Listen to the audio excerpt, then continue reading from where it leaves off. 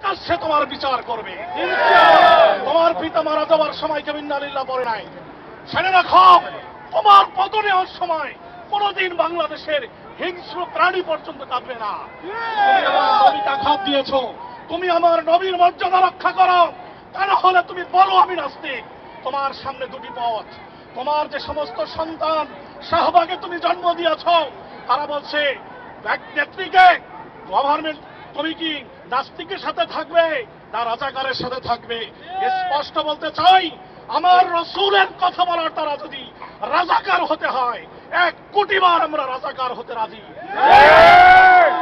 আমাদের মনে কোনো দুঃখ নাই, আমরা সাম্প্রদায়িক।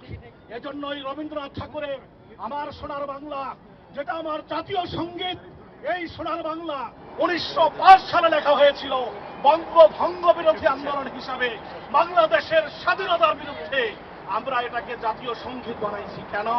আমরা অসাম্প্রদায়িক। আমরা যদি সাম্প্রদায়িক হতাম